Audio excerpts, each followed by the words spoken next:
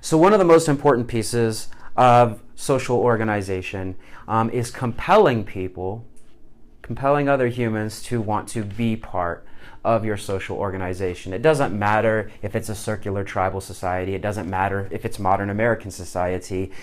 People want to feel like they're a part of something, but they need reason. They need reason to do what they do, to think what they think, to say what they say, and to act the way you would hope they would act, or maybe the way they would hope they would act. And one of the most important parts of this is to create a narrative. A narrative that helps people want to subscribe to the social unit, to take part. And we're going to borrow from a political scientist in this case and use his terminology. His name is Rogers M. Smith, and he wrote about this at length in a book called Stories of Peoplehood. And the term he used for this narrative is actually quite compelling. He calls these narratives ethically constitutive stories.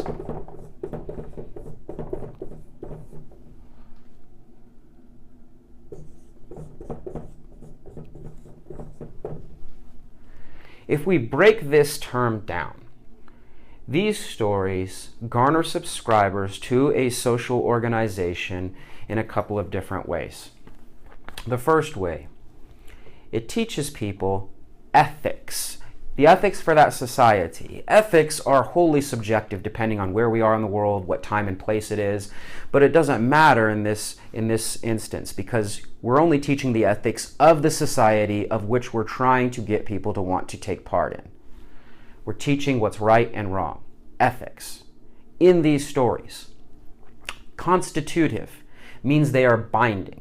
They give people this idea that they are a part of something. This is basically the social contract piece. If I do these things, this story reveals to me that I get to be part of something bigger. And story doesn't really need much explanation. They oftentimes appear in the form of narrative. The most compelling part of these ethically constitutive stories is oftentimes they're not factual. They're highly mythological. Sometimes in more recent ones, in more modern stories, facts are completely omitted. We only see one side of the story. We celebrate certain elements, certain actions, while denigrating others. The point is, these stories are never objective. They can't be. We're trying to get people to want to subscribe to some sort of social organization through the lens of the society itself. As groups tend to join together, what we see is oftentimes a synthesis of ethically constitutive stories.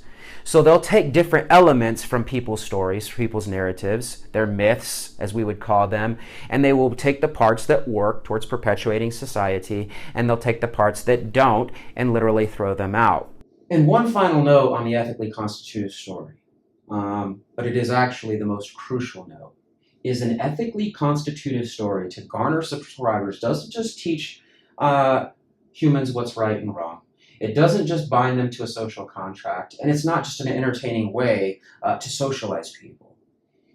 People have been asking two questions long before there was any specific ethically constitutive story. And all ethically constitutive stories, in one way or another, must answer these two questions.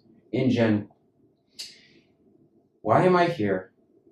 And what happens in the future? Or later on, what happens when I die? The first one gives people a reason for existing in whatever society is, whatever social structure it is, and buying into whatever ideology is being supported. The last one gives people a vested stake. What's going to happen in the future? Am I going to perpetuate my circular-based society? Am I going to go to heaven? What is my purpose?